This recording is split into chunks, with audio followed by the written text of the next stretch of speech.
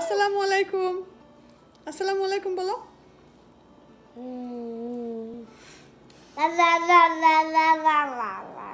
বাবা বাবা না, আসসালামু আলাইকুম বলো।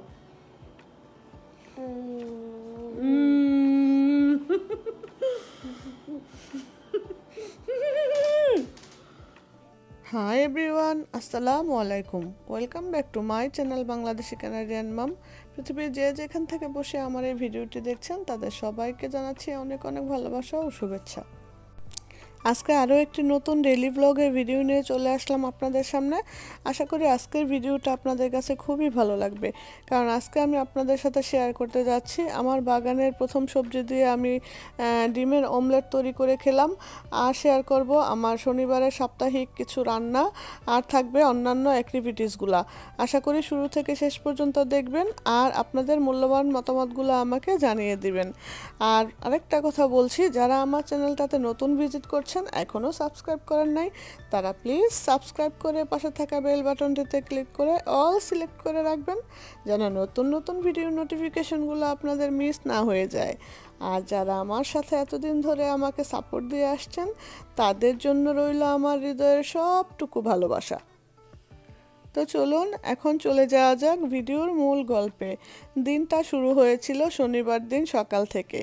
তো আমার যেহেতু দুইটা ব্যালকনিতেই গার্ডেন করা আছে, গাছ লাগানো আছে, সেগুলোকে দেখি। আর এই যে আমি গত ব্লগে দেখিয়েছিলাম পাখি ছানা দুটা, এখন কিন্তু পাখি ছানা দুটা আর সেই লাল রঙের নাই, এখন ওরা একটু একটু করে বড় হয়ে যাচ্ছে এবং গায়ে লোম তৈরি হচ্ছে। আর এই যে আমি আমার গার্ডেনের প্রথম সবজি মানে পুঁই শাক, আমাদের এখানে আমি দুই রকমের পুঁই শাক হয়েছে। লাল রঙের পুঁই শাকটা যতই আমি সার দিই না কেন, এটার প্রজাতিটাই এরকম যে চিকন, একদম লতাগুলো খুবই চিকন হয়, মানে শুধু এগুলা মানে বড় হতে থাকে অতি তাড়াতাড়ি। তো যাই হোক, আমি ঘুম থেকে উঠে এই আমার হাজব্যান্ডকে বললাম যে একটু পুঁই শাকের পাতাকে ছিঁড়ে নিয়ে আসো, যে এগুলা দিয়ে আমরা একটু অমলেট তৈরি করে খাই। তারপর কি আর করার, কারণ ওইগুলো তো বেশি লম্বা হয়ে গেলে পরে শক্ত হয়ে যাবে, ওগুলো আর খাওয়া যাবে না। তাই আমি আমার বাগানের প্রথম সবজিটা দিয়েই ডিমের অমলেট তৈরি করে খেলাম। আমি এমনিতেও ভেজিটেবল অমলেট খুব বেশি পছন্দ করি। তো ডিমের অমলেট সহ সাধারণ অন্যান্য রুটি, ভাজি আরও অনেক কিছু ছিল, ওগুলো দিয়ে সকালে নাস্তাটা সেরেছি, তখন আর ভিডিও করতে পারি নাই। আর এই যে আমার একটা বিশেষ প্রয়োজনে আমি একটু ফার্মাপ্রিতে গিয়েছিলাম। তো যাওয়ার সময় নিচে দেখি যে আমার মানে ফ্রন্ট সাইডে যে বাগান করেছি সেখানকার গাছগুলো কত বড় হয়ে গিয়েছে, সেটা আপনাদের সাথে একটু শেয়ার করছি। পুঁই শাক গাছগুলো 2 সপ্তাহে কতটুকু হয়েছে, টমেটো গাছগুলোও 2 সপ্তাহে, আর সিম গাছগুলো 3 সপ্তাহ আর একটু বেশি, আর লাউ শাক গাছগুলোও 2 সপ্তাহ হয়ে গিয়েছিল। তো মাশাআল্লাহ গাছগুলো বড় হয়ে গিয়েছে, কিন্তু গতকাল দেখেছিলাম সিম গাছগুলো কেমন যেন হয়ে গিয়েছে, অতিরিক্ত বাতাস হচ্ছিল আমাদের এখানে, তাই পাতাগুলো কেমন যেন ঝলসে গিয়েছে। এই তো আমি চলে যাচ্ছিলাম জেরি অ্যান্ড সেন্ট লরেন্টের কর্নারে যে ফার্মাপ্রিটা আছে সেখানে। এই তো আপনারা দেখতে পাচ্ছিলেন যে ফার্মাপ্রির সামনে লাইন ধরে লোকজন দাঁড়িয়ে আছে, সেখানে আমরা এখন শরিক হব।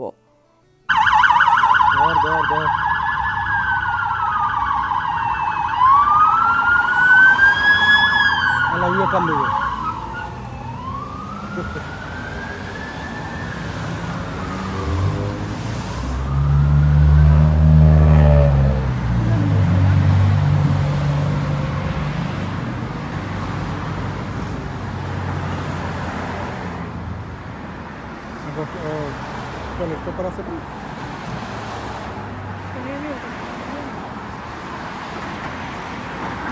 নেক্সট দেখাইলে মনে দিন ভালো না। এই তো লাইনে দাঁড়ানো অবস্থায় দেখলাম পুলিশ কাদেরকে যেন তাড়া করেছে, সেই সাথে আমি আশেপাশের কিছু সুন্দর ভিউ আপনাদের সাথে শেয়ার করলাম, কারণ ভিউগুলো দেখতে খুবই ভালো লাগছিল। আর মানে ডেটা ছিল খুবই সানি, এই জন্য ভিডিওটা না করে পারলাম না। তো এই তো এরপর শুরু করে দিয়েছিলাম রান্না বান্না। রান্নাবান্না শুরুতেই আমি করেছিলাম মিষ্টি কুমড়া ভাজি, তারপর হচ্ছে এটা একটা চাইনিজ শাক ছিল। এই শাকের রেসিপিটা আমি আবার আপনাদের সাথে অন্য একটা ব্লগে শেয়ার করব, কারণ একটা ভিডিওতে এত বেশি রেসিপি শেয়ার করতে গেলে দেখা যাবে ভিডিওটা খুব বেশি লম্বা হয়ে যায়। তাই আর আপনাদেরকে শাস্তি দিতে চাই নাই, তাই অন্য ব্লগের জন্য রেখে দিয়েছি শাকের ভিডিওটা। আর এরপর আমি জালি কুমড়া ভাজি করেছিলাম, আর এই যে গরুর মাংস, তারপর রান্না করেছিলাম কাতল মাছ। আর গরুর মাংসটা আমি রান্না করি শুধু আমার ছোটো মেয়ে পছন্দ করে খুব বেশি, তাই আসলে ওর কথা মাথায় রেখেই সাপ্তাহিক ভাবে দেখা যায় যে 3-4 দিন চলে যায় কিংবা 1 সপ্তাহ চলে যায়, তো একবারে রান্না করে রাখলে। তো যাই হোক, আজকে যেহেতু শনিবার আর এখন যেহেতু আমি কাজকর্মে খুব বেশি ব্যস্ত থাকি, প্রতিদিন রান্না করার ঝামেলাটা একটু এড়াতে অল্প কিছু রান্না করি। তারপর যে করি না তা না, যখন যেটা প্রয়োজন হয় তখন ওটাই করি। আর প্রতিদিন এই কাজ থেকে এসে একটা না একটা নতুন আইটেম আমাকে রান্না করতেই হয়। আর এই শাক ভাজি এগুলা রান্না করতে কিন্তু একটু টাইম লাগে বেশি, তো সেই কথা মাথায় রেখে আমি শনিবারে এগুলা করার ব্যবস্থা করেছি। আর গতকাল রান্না করেছিলাম বাসায়, আসলে সব এমনি অন্যান্য তরকারি ছিল, কিন্তু ভাত ছিল না, ভাত শেষ হয়ে গিয়েছিল। বাসায় এসে দেখি যে রোস্ট আছে, তারপর গরুর মাংস অল্প একটু ছিল, ওগুলা দিয়ে আমি একটু পোলাও রান্না করেছিলাম, সেটা দিয়েই কালকে রাতের খাবারটা খেয়েছিলাম। এই যে আপনারা দেখতে পেলেন আমি গরুর মাংসটাকে কিভাবে রান্না বসালাম। রান্না বসিয়েছি, আসলে আমি সবসময় রান্না যেভাবে করি গরুর মাংসটাকে একদম স্বাভাবিক নিয়মে। তো স্বাভাবিক নিয়মে গরুর মাংসটাকে আমি হলুদ, মরিচ, লবণ, তেল, জিরা, ধনিয়া, তারপর সব কিছু দিয়ে একটু গরম মশলা গুঁড়ো, একটু টমেটো পেস্ট এগুলো দিয়ে তারপর হচ্ছে আমি মাংসটাকে কষিয়ে ভালো মতো বসিয়ে দিয়েছিলাম। তারপর মাংসর গা থেকে যেই পানি উঠেছিল সেটার মধ্যেই আমি প্রথমে মাংসগুলোকে সিদ্ধ করেছি। তারপর যখন তেল উপরে ভেসে উঠেছে, তারপর আমি কি করেছি আরও 2 কাপ পানি দিয়ে দিয়েছি। আরও 2 কাপ পানির সাথে প্রথমে বলক আনিয়ে তারপর জালটা খুব একদম স্লো করে দিয়েছিলাম। তারপর আস্তে আস্তে মাংসগুলো যখন সিদ্ধ হয়ে গিয়েছে, তারপরে আমি চুলাটা বন্ধ করে দিয়েছি। আর আপনারা তো দেখলেনই যে ফাইনাল লুকটা কেমন এসেছিল। এরপর আমি যে শুরু করে দিলাম কাতল মাছ রান্না করা। কাতল মাছটা রান্না করার জন্য প্রথমে আমার হাজব্যান্ড দিয়ে আঁশগুলা ছাড়িয়েছিল, আঁশগুলা ছাড়িয়ে দিয়েছে। তারপর আমি এগুলাকে ভালো মতো ধুয়ে আমার পছন্দ মতো, কারণ আমি আসলে আমার হাজব্যান্ড যতই ধোক না কেন আমার আসলে পছন্দ হয় না, তাই আমি আমার নিজের হাতে মাছগুলো, মানে সবজি মাছ মাংস যাই হোক সব কিছু আমার নিজের হাতে ধুতে আমি বেশি পছন্দ করি। আর হাজব্যান্ডকে দিয়ে যে ধুইতে দেয় না তা না, কম যতটা সম্ভব এগুলো একটু কম করতে দেই, ওকে শুধু আমি হাঁড়ি পাতিল ধুইতে দেই, কারণ আমার একটু হাতে অ্যালার্জির সমস্যা আছে।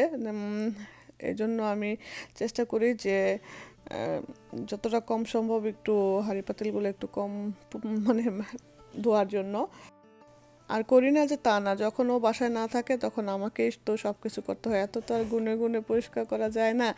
তো যাই হোক, এই তো আমি কাতল মাছটাকে আমার পছন্দ মতো ভালো করে ধুয়ে নিলাম। তারপর লবণ, হলুদ, মরিচ এগুলো দিয়ে একটু মাখিয়ে রেখে তারপর মাছগুলোকে ভাজবো। ভাজার পর আমি এগুলোকে আমার পছন্দ মতো রান্না করব। আর কাতল মাছ আমি অনেক রান্না করেছি, অনেকগুলা রেসিপি আমি আমার অনেক ব্লগে শেয়ার করেছি। তো আজকে আমি শুধু টমেটো দিয়েই রান্না করব।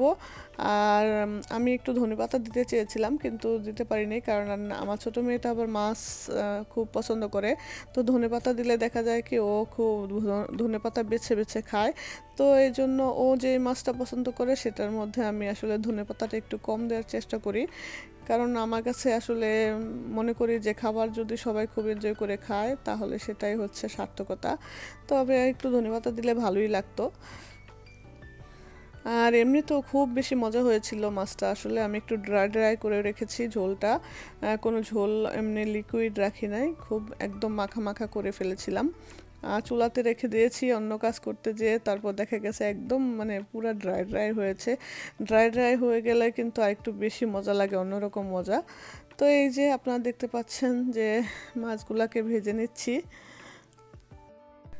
তো আসলে মাছ ভাজার সময় সবারই একটু সাবধানতা অবলম্বন করতে হয়, কারণ মাছ তেল যখন খুব বেশি গরম হয়ে যায় তখন কিন্তু এটার মধ্যে মাছ বা মাংস যেটাই আমরা প্রবেশ করাই না কেন শরীরে কিন্তু একটু ফুটে আসার চেষ্টা করে। তো ভিউয়ার্স, এ ব্যাপারে আপনারা অবশ্যই সতর্ক থাকবেন। আর যখন মাছ বা মাংস ভাজবেন তখন তেলের মধ্যে জোরে আশ্রে ফেলে দিবেন না। মাছ বা মাংস আস্তে করে আলতোভাবে রাখতে হবে তেল মানে তেলের মধ্যে, তাহলে আর গায়ে ছিটে আসবে না। আর ওই সময় চুলার আঁচটা একটু মিডিয়াম লোতে রাখতে হবে, তাহলে কি হবে, মাছ বা মাংস থেকে মানে ছিটে আসবে না তেল। আর একটু দূরে থাকতে হবে, দূরে দাঁড়িয়ে দিতে হবে, যেন নিজের কাপড় চোপড়ের মধ্যেও মানে কোনো কিছু তেল যেন ছিটে না আসে, কিংবা আগুনের কাছাকাছি আসলে থাকাটাও বেশি একটা ভালো না। আর আমরা যেহেতু রান্না করি, রান্না করতে হলে তো আমাদেরকে থাকতেই হবে, তো সেই জন্যই বললাম যে সাবধানতার সাথে থাকতে হবে। আর এখানে এই যে আমি কাতল মাছ রান্না করার জন্য কাতল মাছটা ভাজা হয়ে যাওয়ার পর আমি ওটাকে তুলে রেখেছি। আর একই কড়াইতে আমি একটা বড় সাইজের পেঁয়াজ একটু হালকা একটু ভেজে নিয়েছি। তারপর এটার মধ্যে আমি আদা রসুনের পেস্ট, তারপরে হলুদ, মরিচ, জিরা, ধনিয়া সব কিছু উপকরণ এবং একটু লবণ দিয়ে তারপর কি করেছি, একটু পানি দিয়ে দিয়েছি। পানির মাধ্যমে আমি মশলাটাকে একটু ভুনা করেছি, কারণ আপনারা তো সবাই জানেন যে মশলার মধ্যে একটা কাঁচা কাঁচা গন্ধ থাকলে তরকারিটা আসলে খেতে একটু ভালো লাগে না। তাই একটু পানি দিয়ে মশলাটাকে ভালো করে কষিয়ে যখন তেল উপরে ভেসে উঠবে তখন আমি ঝোলের জন্য আরও 1 কাপ পানি দিয়ে, এই যে আপনারা দেখতে পাচ্ছেন যে তেল উপরে ভেসে উঠেছে, এখন আমি 1 কাপ পানি দিয়ে দিলাম। পানিটা যখন বলক আসবে তখনই আমি মাছগুলোকে এই ঝোলের পানির মধ্যে দিয়ে দিব একে একে। কাতল মাছটা কিন্তু অনেকভাবে রান্না করা যায়। আমি এর আগে শাহী কাতল মাছ রান্না করেছিলাম ঘি দিয়ে, তারপর হচ্ছে মিল্ক ক্রিম দিয়ে। তো অনেকভাবে রান্না করা যায়, আমি আজকে সাধারণভাবে রান্না করলাম। এরপর আমি এখানে দিয়ে দিব হচ্ছে মাছটা যখন একটু মানে বলক আসার পর একটু উল্টে দিয়ে এর মধ্যে আমি দিয়ে দিব হচ্ছে আমার কেটে রাখা পেঁয়াজ আর টমেটো আর কাঁচামরিচ। কাতল মাছের তরকারিটা কিন্তু খুবই মজা হয়েছিল, খুবই সুস্বাদু হয়েছিল। এভাবে রান্না করলে আসলে ভালোই লাগে। আর যারা আমার চ্যানেলটা দেখছেন, যদি কোনো নতুন রাঁধুনি থেকে থাকেন কিংবা ব্যাচেলার ভাই বোনরা, তারা অবশ্যই এভাবে খুবই সংক্ষিপ্তভাবে সহজেই এবং অল্প সময়ে তৈরি করে ফেলা যায় এই ধরনের খাবারগুলা রান্না করলে আপনাদের জন্য খুবই উপকার হবে আর সময় বাঁচবে। আর দিনের অন্যান্য কাজগুলো করা যাবে অতি সহজেই। এই তো হয়ে গেল আমার খুব সুস্বাদু কাতল মাছ ভুনা। এই মাছগুলো আসলে অনেকদিন আগে কেনা ছিল ফ্রিজ পরিষ্কার করতে যে এগুলা বের হয়েছে, তাই আর কি রান্না করে ফেললাম। এই তো সারাদিনের রান্না বান্না শেষে সমস্ত কিছু করার পর আমি সন্ধ্যার দিকে কি করব, বিকালে নাস্তার জন্য তো একটা কিছু বানাতে হয় কিংবা তৈরি করতে হয়। তো গতকাল কাজ থেকে আসার পর সমস্ত কাজ সেরে যখন একটু টাইম ছিল তখন আমি আগেই পুরটা বানানো ছিল, তারপর আমি রোলগুলোকে বানিয়েছিলাম। পুরো একটা বক্স হয়েছে, 30টার মতো রোল বানিয়েছিলাম আমি এখানে। তো আজকে ভাবছি যে সন্ধ্যাবেলায় তো নাস্তার জন্য খাবারের জন্য একটা কিছু বানাতে হবে বা ভাজতে হবে। তো এখান থেকে আমি কয়েক পিস রোল বের করে নিলাম, নিয়ে এগুলোকে ভাজলাম। আর অন্যান্য আপেল, ফ্রুটস, চিপস যে যেটা খায় সেগুলোকে ভেজে তৈরি করে দিলাম বাচ্চাদের জন্য, নিজেদের জন্য। তারপর চা তৈরি করে খেলাম। এই তো ছিল আমার আজকের সারাদিনের অ্যাক্টিভিটিসগুলা বা রান্নাবান্নাগুলো। আপনাদের কাছে কেমন লেগেছে অবশ্যই আপনারা আপনাদের সুন্দর সুন্দর মতামতের মাধ্যমে আমাকে জানিয়ে দেবেন। আর যদি ভালো লেগে থাকে তাহলে অবশ্যই একটা লাইক করবেন। আপনাদের এক একটা কমেন্ট আর এক একটা লাইক আমাকে কিন্তু সামনের দিকে এগিয়ে যেতে খুব বেশি ইন্সপায়ার্ড করে। তো আশা করি আপনারা আপনাদের সুন্দর সুন্দর মতামতের মাধ্যমে আমাকে জানিয়ে দেবেন যে আজকের ভিডিওটা আপনাদের কেমন লেগেছে। এই তো চা বানিয়ে নিয়েছিলাম, চা নাস্তা খেতে খেতে আপনাদের কাছ থেকে বিদায় নিয়ে নিব। সবাই ভালো থাকবেন আর সুস্থ থাকবেন, সুন্দর থাকবেন, সোশ্যাল ডিস্টেন্স অবশ্যই বজায় রাখবেন। এখনও কিন্তু বিপদ আমাদের মাথা থেকে যায়নি। সো এই ছিল আমার আজকের শনিবারের অ্যাক্টিভিটিস, মানে সব রান্না বান্না। এই যে আসো, নাস্তা হয়ে গেছে। তো আমার আজকের সারাদিনের ব্লগটা আপনাদের কেমন লাগলো অবশ্যই আমাকে সুন্দর সুন্দর কমেন্ট করে জানিয়ে দিবেন। আর যদি আপনাদের কোনো মতামত থাকে সেটাও আমাকে জানাবেন। তো আজকের মতো এখানে বিদায় নিয়ে নিচ্ছি, আবার দেখা হবে নতুন কোনো ভিডিওতে। সে পর্যন্ত আল্লাহ হাফেজ, আসসালামু আলাইকুম।